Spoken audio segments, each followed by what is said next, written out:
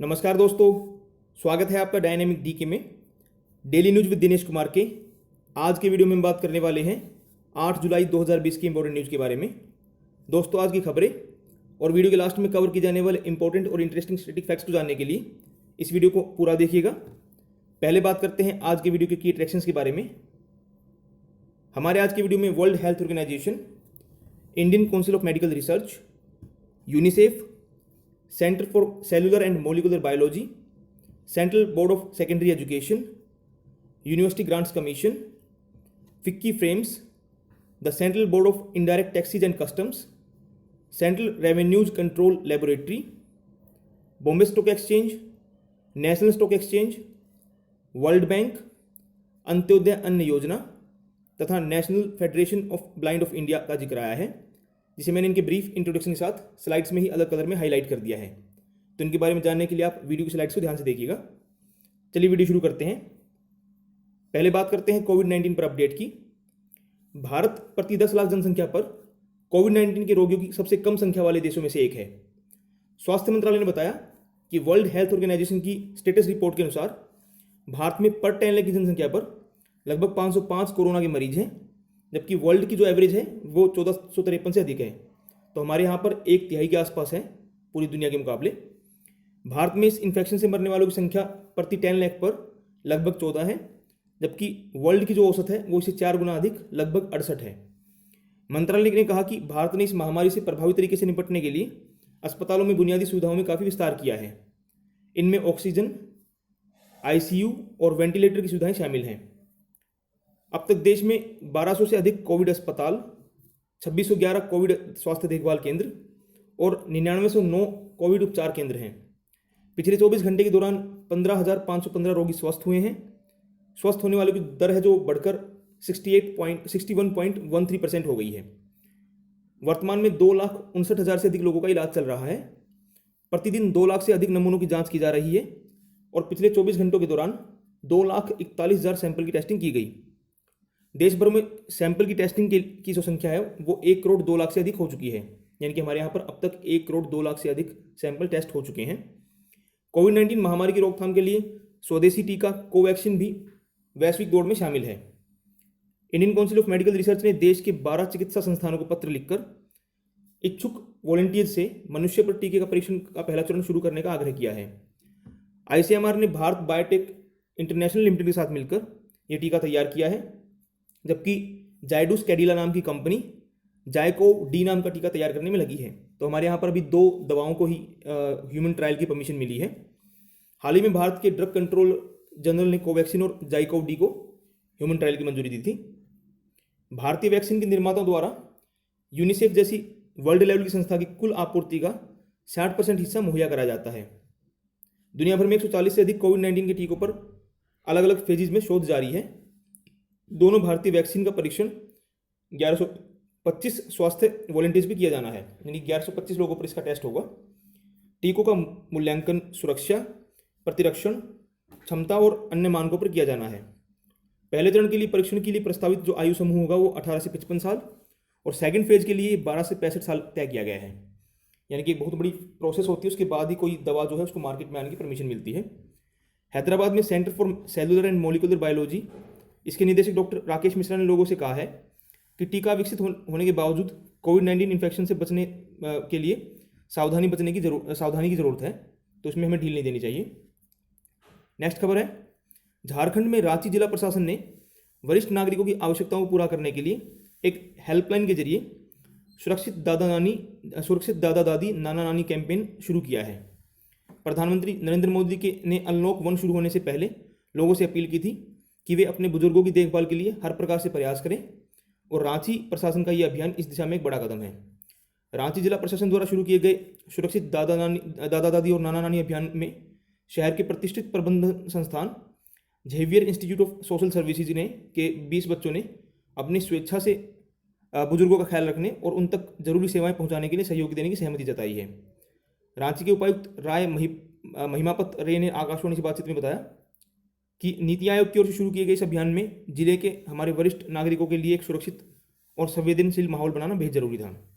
यह अभियान न सिर्फ बुजुर्गों के लिए सफल होगा, बल्कि ऐसे बुजुर्ग जिनके बच्चे उनके साथ नहीं रहते हैं उन्हें मानसिक तनाव से दूर रखने में भी सहायक सिद्ध होगा। चलिए आगे बढ़ते हैं। पंजाब आने वाले सभी यात्रियों के लिए सोमवार से ई पंजीकरण की प्रक्रिया अनिवार्य कर दी गई है। यात्रियों को राज्य में प्रवेश करने से पहले कोवा ऐप या राज्य सरकार की आधिकारिक वेबसाइट के माध्यम से ऑनलाइन रजिस्ट्रेशन कराना होगा। ई रजिस्ट्रेशन का उद्देश्य सीमा चौकी पर भीड़भाड़ और लंबी पंक्तियों के कारण यात्रियों को असुविधा से बचाना है। पंजाब सरकार के आदेशानुसार यात्रियों को कोवा ऐप या वेब लिंक है उनका kowa.punjab.gov.in, इसके माध्यम से खुद को रजिस्ट्रेशन कराना होगा उनका। कोवा ऐप जो है वो एप्पल स्टोर या गूगल प्ले स्टोर से डाउनलोड की जा सकती है। अगली खबर की ओर बढ़ते हैं। सीबीएसई ने कोविड-19 लॉकडाउन के कारण हुई हानि की पूर्ति के लिए 9वीं से 12वीं कक्षा तक के सिलेबस में 30% तक की कटौती की है। हमारे मानव संसाधन विकास मंत्री डॉक्टर रमेश पोखरियाल निशंक ने कहा कि मूल संदर्भ को बनाए रखते हुए सिलेबस को तर्कसंगत बनाने का फैसला किया गया है। इस बीच यूनिवर्सिटी ग्रांट्स कमीशन जो है उसने परीक्षाओं से संबंधित गाइडलाइन में संशोधन किया है। विद्यार्थियों की सुरक्षा, कैरियर प्रगति, प्लेसमेंट और व्यापक हितों को ध्यान में रखते हुए यूजीसी ने तय किया है कि इंटरमीडिएट सेमेस्टर के विद्यार्थियों का मूल्यांकन पूर्व के दिशा निर्देशों के अनुसार इंटरनल असेसमेंट के आधार पर होगा। ये फैसला भी किया गया कि अंतिम सेमेस्टर के विद्यार्थियों का मूल्यांकन स्वास्थ्य और परिवार कल्याण मंत्रालय के दिशा निर्देशों के बाद इस साल सितंबर के आखिर में होगा। बैकलॉग वाले अंतिम साल के छात्र विद्यार्थियों का मूल्यांकन अनिवार्य रूप से ऑफलाइन, ऑनलाइन या उपयुक्त और व्यवहारिक रूप से मिलीजुली परीक्षा के आधार पर किया जाएगा। यदि अंतिम वर्ष का विद्यार्थी परीक्षा में शामिल नहीं हो पाता है तो उसे विशेष परीक्षा में बैठने का अवसर दिया जा सकता है। नेक्स्ट खबर है। कृषि मंत्री नरेंद्र सिंह तोमर ने कहा है कि सरकार ये सुनिश्चित करने के सभी उपाय कर रही है कि किसानों को उनकी उपज का लाभकारी मूल्य मिले।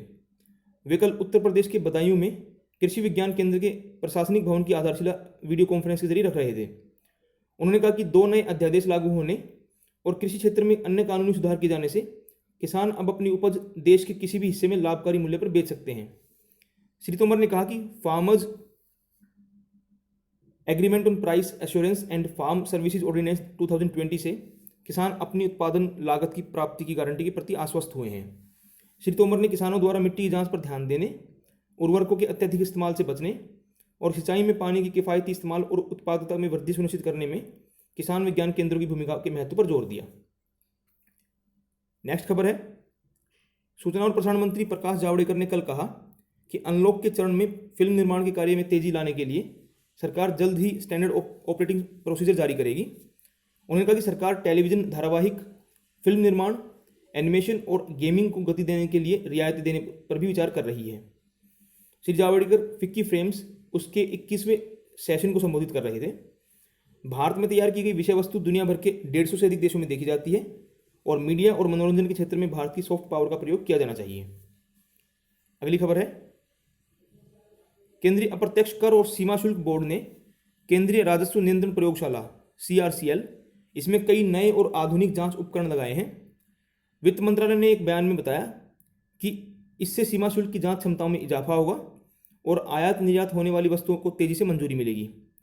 CBIC के अध्यक्ष M अजीत कुमार ने इस अवसर पर CBIC के मुख्य कार्यक्रम तुरंत कस्टम्स संपर्क रहित सीमा शुल्क को सहयोग देने वाली IT कार्यप्रणाली को भी जारी किया। तो ये एक प्रोग्राम है CBIC का, तुरंत कस्टम्स के नाम से। नेक्स्ट खबर है। जहाजरानी मंत्री मनसुख मंडाविया ने कल देश भर में मौजूद करीब 194 लाइट हाउसों को पर्यटन केंद्रों के रूप में विकसित करने के लिए एक हाई लेवल की मीटिंग की। उन्होंने कहा कि इससे लाइट हाउस के आसपास के क्षेत्रों में पर्यटन गतिविधियां बढ़ेंगी और लोगों को लाइट हाउस के समृद्ध इतिहास को जानने का अवसर मिलेगा। अधिकारियों ने इस संबंध में एक विस्तृत कार्य योजना तैयार की है। तो ये अपने आप में बहुत एक इनोवेटिव तरीका है अपने टूरिज्म को बढ़ाने का। नेक्स्ट खबर है। वित्त मंत्री निर्मला सीतारमन ने कहा कि शनिवार तक 100% आपात ऋण गारंटी सुविधा गारंटी योजना के तहत 1,14,500 करोड़ रुपए के ऋण की मंजूरी दी गई है। इस योजना के तहत सार्वजनिक क्षेत्र और निजी क्षेत्र के बैंक ऋण उपलब्ध करा रहे हैं। वित्त मंत्री ने कहा कि 56,000 करोड़ रुपए से अधिक की जो राशि है उसको डिस्ट्रीब्यूट किया जा चुका है। इस योजना के तहत 4 साल के लिए ऋण दिया जाता है और अगर जो लोन लेने वाला है वो जल्दी ऋण चुकाना चाहे तो उस पर कोई शुल्क नहीं लगेगा। यह योजना मई में वित्त मंत्री द्वारा घोषित 20 लाख करोड़ रुपए के आत्मनिर्भर भारत अभियान पैकेज का सबसे बड़ा कंपोनेंट है। नेक्स्ट खबर है। घरेलू शेयर बाजार में लगातार 5वें सेशन में आज तेजी बनी रही। उतार चढ़ाव के बीच हुए कारोबार के अंत में बॉम्बे स्टॉक एक्सचेंज का सेंसेक्स 187 अंक उछलकर 36,675 पर बंद हुआ। नेशनल स्टॉक एक्सचेंज का निफ्टी भी 36 अंक बढ़कर 10,800 पर दर्ज हुआ। अंतर बैंकिंग विदेशी मुद्रा बाजार में $1 की तुलना में रुपया जो है वो 25 पैसे कमजोर होकर 74 रुपये 93 पैसे पर आ गया। नेक्स्ट खबर है, सरकार ने कहा है कि गंगा के पुनरुद्धार के लिए वर्ल्ड बैंक $40 करोड़ उपलब्ध कराएगा। इस वित्त मंत्रालय ने कहा कि विश्व बैंक और सरकार ने इस संबंध में एक ऋण समझौते पर हस्ताक्षर किए हैं। सेकंड, राष्ट्रीय गंगा नदी बेसिन परियोजना में से नदी में प्रदूषण कम करने में मदद मिलेगी और नदी के बेसिन क्षेत्र का प्रबंधन मजबूत होगा।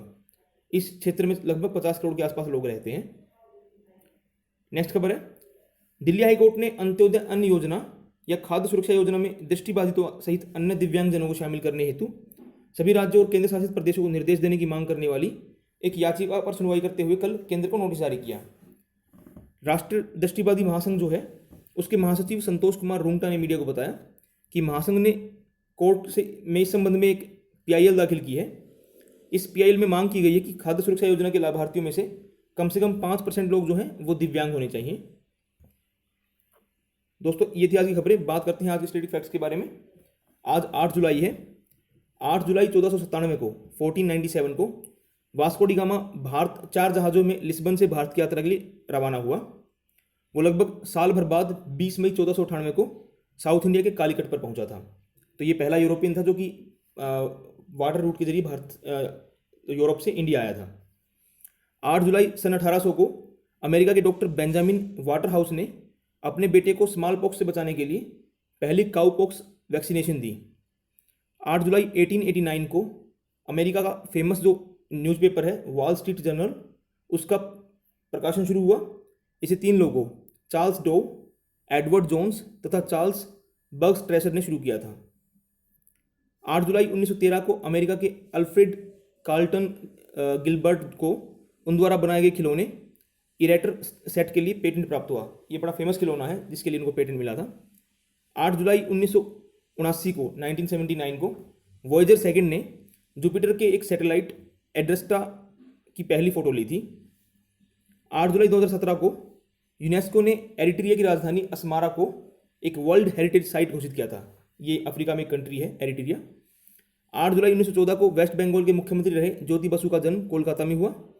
वर्ष 2002 2000 में जब उन्होंने अपने पद से त्यागपत्र दिया था तो वो किसी स्टेट के सबसे ज़्यादा टाइम तक मुख्यमंत्री रहने वाले व्यक्ति थे। 8 जुलाई 1973 को पेटीएम के संस्थापक विजय शेखर शर्मा का जन्म उत्तर प्रदेश के अलीगढ़ में हुआ। उन्होंने अगस्त सन 2000 में पेटीएम की शुरुआत की थी।